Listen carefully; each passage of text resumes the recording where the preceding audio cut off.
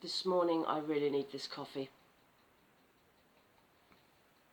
I don't know why, but I've woken up feeling worse than when I went to bed. I feel like I'm getting old. I'm not afraid of getting old in a physical sense. I'm not bothered about how I look and things like that. But I've always tried to remain as independent as possible, and whilst I haven't always looked after my health properly, I think in your 20s, your teens and your 20s, you think you're invincible. I've never overdone it. I've never, been a heavy drinker. I've never done drugs, anything like that. But today I just feel, oh my gosh. And I'm worried about if I feel like this now. So I feel really stiff. Like I haven't quite got over my back that I put out a couple of weeks ago while I was away, and I've still got the last vestiges of this cold, as you can probably hear.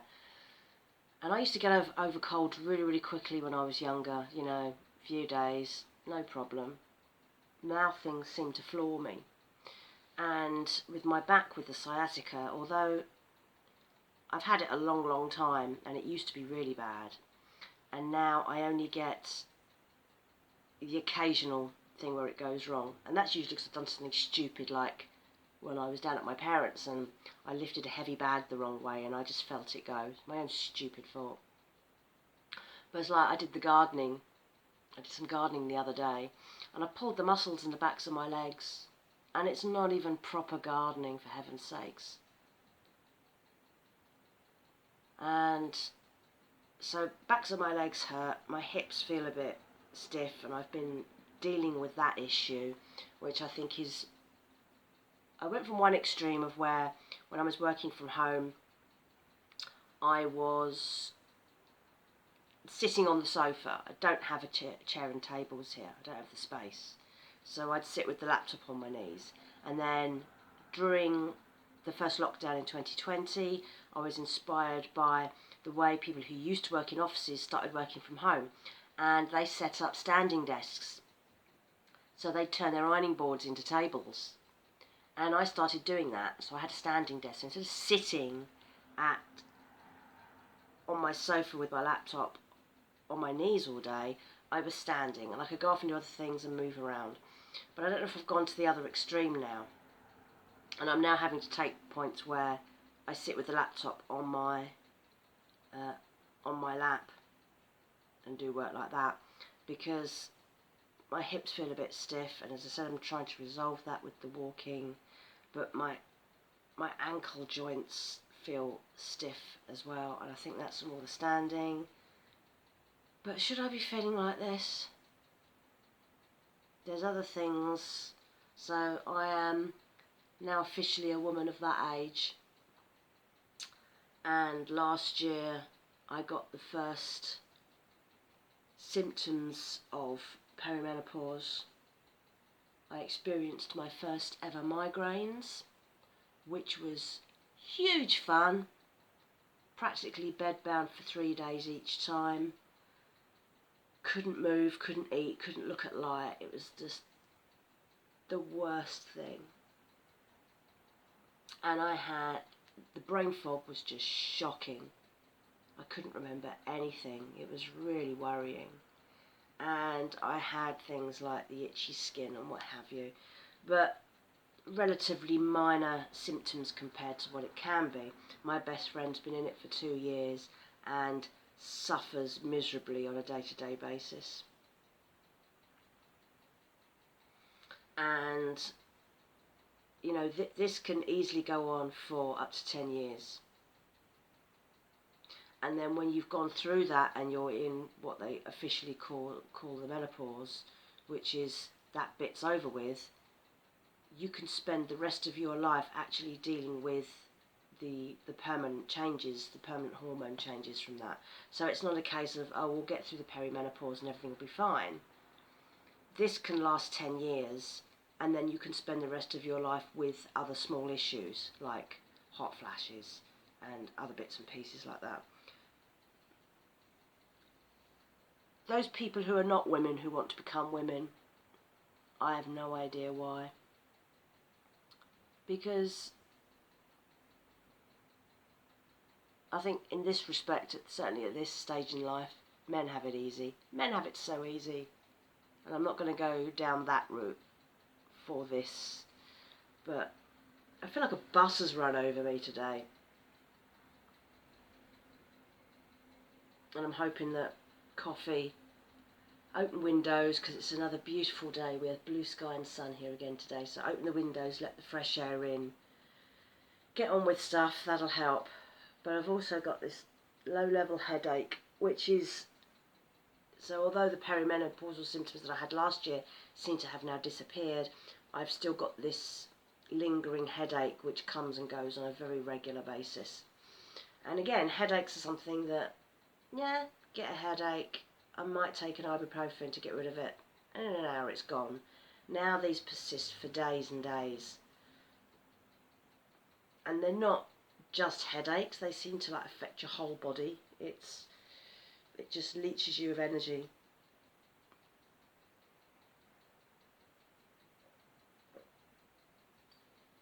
But in terms of that is something that most women will go through.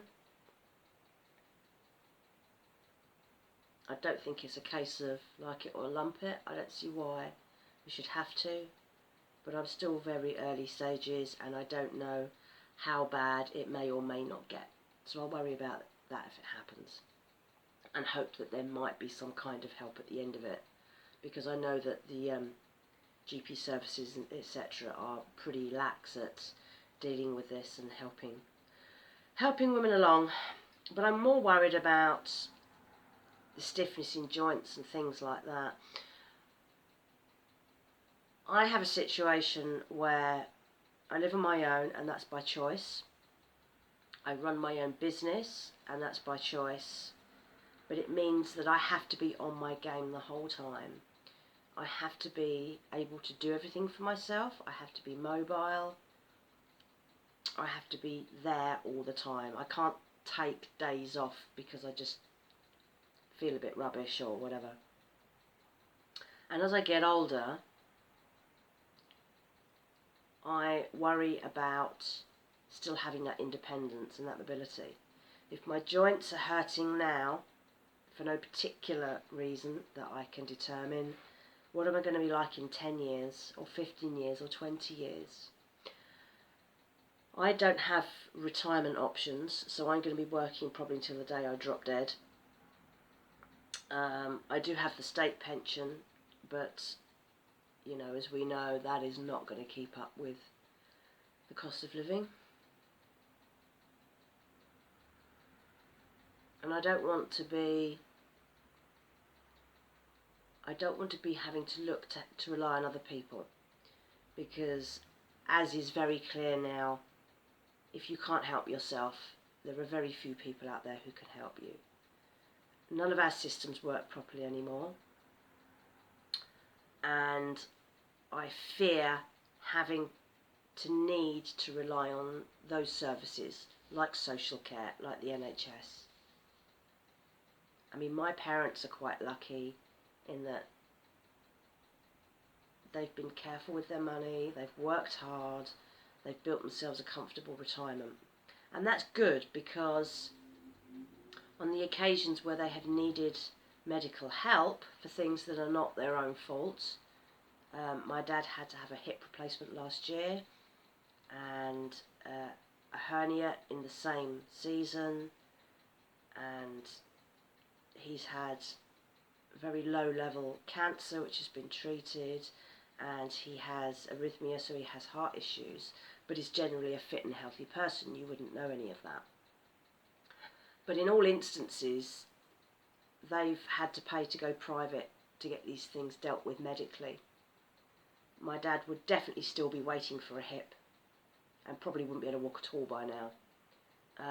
So they just pay for it. My brother's kids have all had lots of problems with chronic tonsillitis and things like that. They've all had to have their tonsils removed at quite young ages. The youngest was barely 2 when she had hers out, and they all went private. My dad paid for them all to go private because the NHS system was quite happy to leave them for at least several years. And the eldest, by the time she had hers done, was practically starving to death because she couldn't eat, and they still wanted to leave her. So if you want anything done, you have to pay for it, and if you can't pay for it, you're probably going to go without.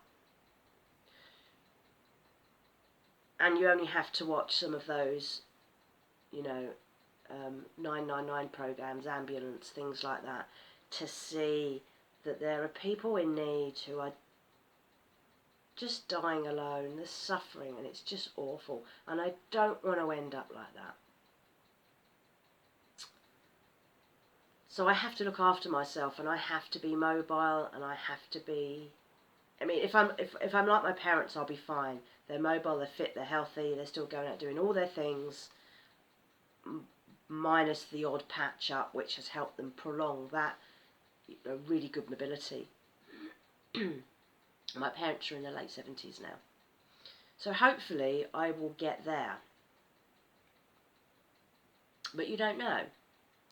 And I fear for my independence.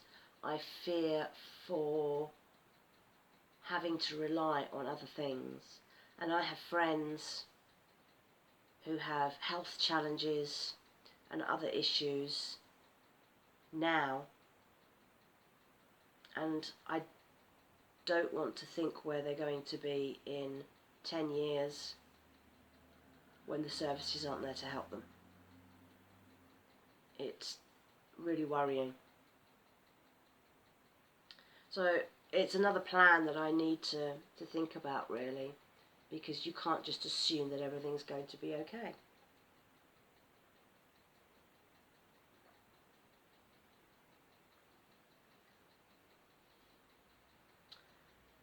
But that's all an unknown at the moment. I don't quite know how to address things other than what I'm doing now, which is trying to look after myself in my own small ways, and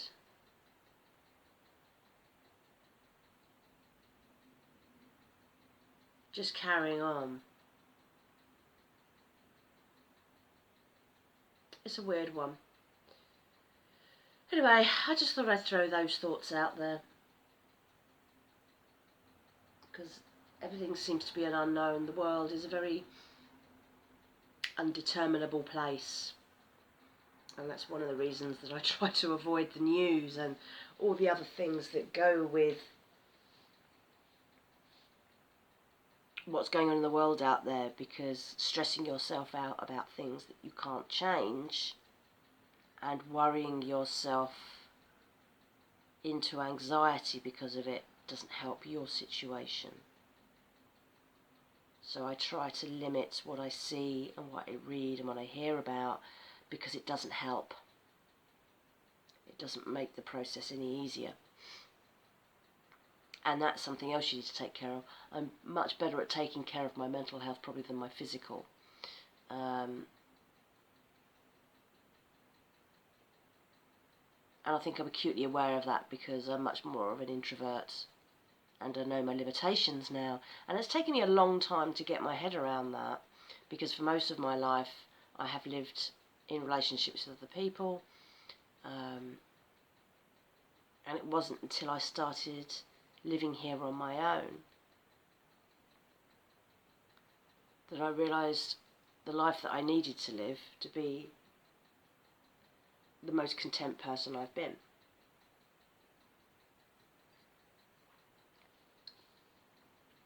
So it's taken me most of my life to work that one out.